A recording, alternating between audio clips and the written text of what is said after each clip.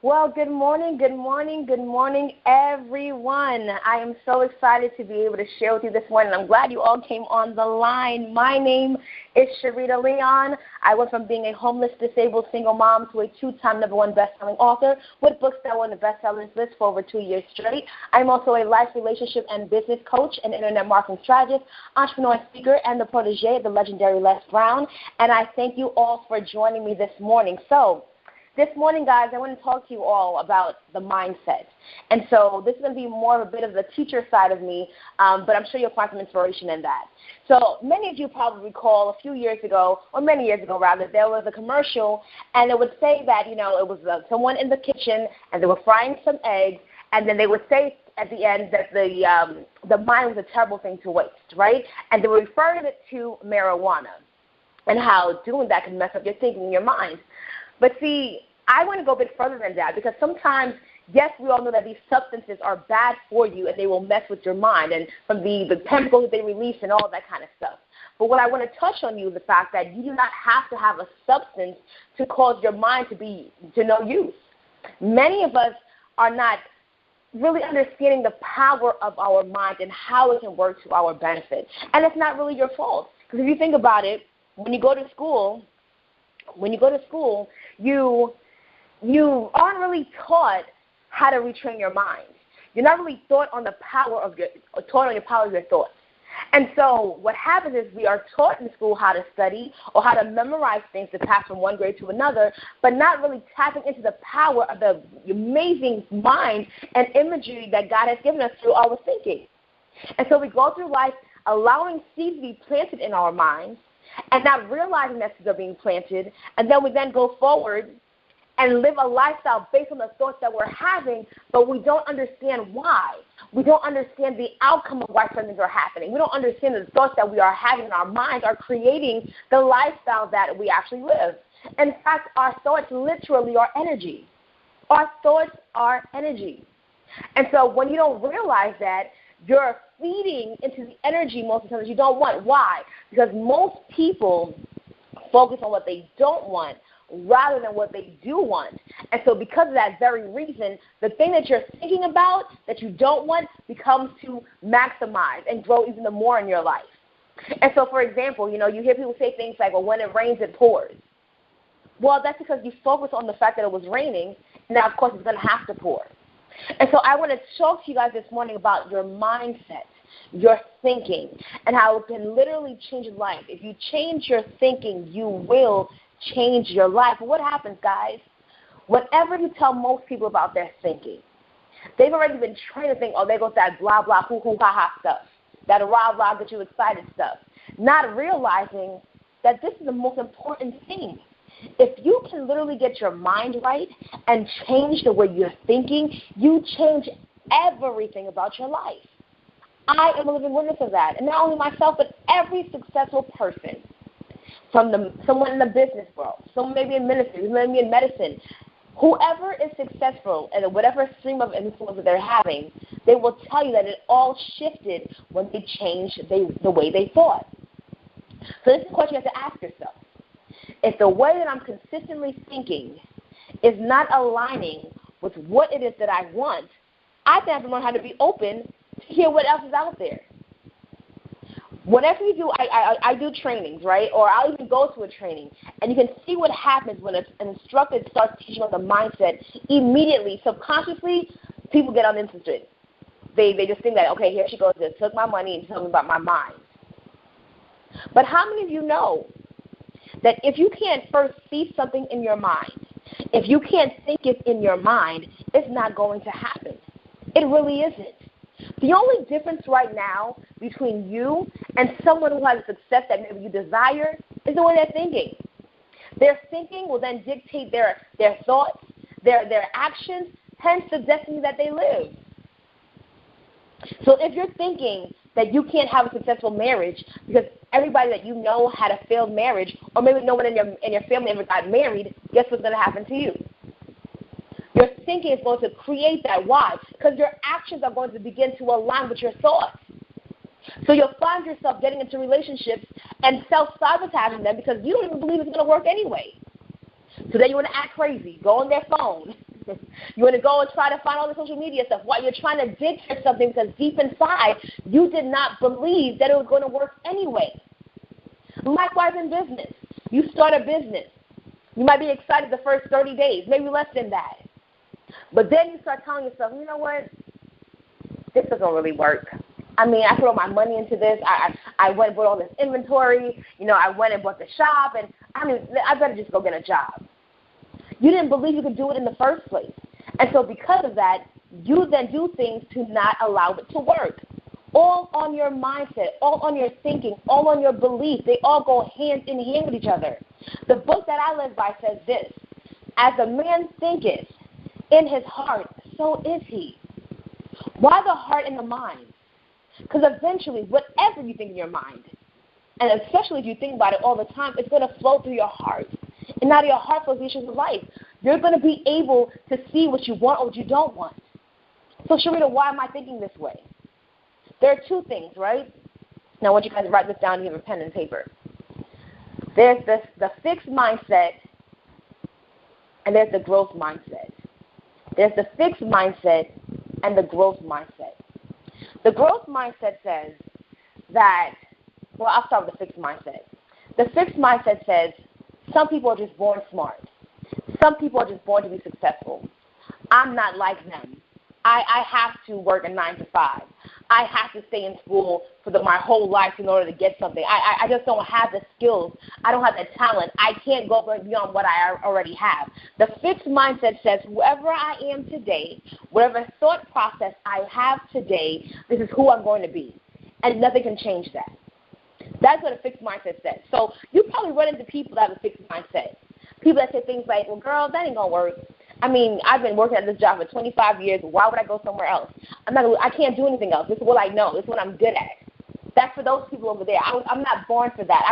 I don't think that goes with where I'm going. Now I'm good right here. The fixed mindset says this is who we are, and this is how we're going to remain until the day that we die. That's it. And they truly believe that they can't grow. They truly believe that this is it. Nothing can change. That's what the fixed mindset says. Now the growth mindset says, I can always learn. I can always do better. I can figure something out. I may not be as smart. I may not have everything aligned for me. But if I study, I'll be able to do this. If I learn, if I change my environment, I'll be able to grow from this point. The growth mindset is always willing to learn because they literally believe that they can. That is how the growth mindset happens. So that's how you can find people that weren't necessarily born with a spoon in their mouth and create a lifestyle that only many dream of. Why? Because their mindset told them that they can actually learn. Their mindset told them that I can change what I'm thinking. I can reprogram my mind. Yes, everyone around me probably failed in their life. Yes, everyone around me may think I'm crazy for dreaming again, for being someone to aspire to go after my call. But they're saying I can still do it. The growth mindset allows you to keep going, whereas the fixed mindset has been persuaded to believe that that's it. I urge you this morning to never find yourself in that fixed mindset. And a study was done on the children who had the fixed mindset. And, and with having the fixed mindset, part of that, too, is an issue of pride. Like, one of the reasons why they're afraid to learn, afraid to grow, is because they're afraid to fail. They're afraid of what others, their peers, will think of them if they don't get it right. So because they're afraid of failing or afraid they won't be able to accomplish a particular thing, they rather stay where they are and tell themselves. They're telling themselves that they can't do it. A fixed mindset is not like a disease that's incurable. But this is what people have told themselves to believe where they are. But then when they did the study, they took more time with these children to allow them to merge into the growth mindset. They were astonished at what they can actually do. And so you want to find yourself in a place where you reprogram your mind. Your mind, ladies and gentlemen, dictates everything, what you believe. There are people right now that believe they can win, and guess what? Inevitably, they're going to win. Just because they think they can. You know, think about Thomas in the train. I think I can, I know I can. We laugh at that, but that's really the truth. That is how you're able to keep going when things seem to be going wrong, when doors are shut behind your face. It's because you feel and believe that you can. You know, my bishop said this, Bishop D.A. Sharon said, the way you believe, what you believe dictates how you behave. What you believe dictates how you behave. Now, my belief comes from what I've been trained, what I have in my mind. That's where my belief comes from. And so if I'm not putting things into my mind that's going to dictate behavior that I actually desire, I'm never going to get there. We have to renew our minds. Renew our minds. If you're not renewing your mind on a daily basis, you're missing it. If all you're doing is watching TV, watching the news, things that are not going to help you get better in any way, shape, or form, you're going to miss it. You have to be able to have a set regimen for your spiritual mind, for your natural mind. You have to have a regimen so that you're always building and growing. You should not be the same person you were 6 months ago, a year ago, 3 years ago. You should not. You should be elevating. Whatever doesn't grow is dead. My level of thinking can only render the level of lifestyle that I have right now. My level of thinking can only render the level of lifestyle that I have right now. So if the way that I am living is not conducive for what I desire, I then must increase the intake of my mind and building that up. Because I have to learn more. I have to be inspired more. I have to see more. I have to be able to go beyond what I have right now in order to get to that other place. See, guys, what you have, what you don't have, is not a matter of life or God holding it back from you. But it's a matter of who you have to become in order to attain these certain things that you want. You want $1 million? Okay, fine. But where's your stewardship at?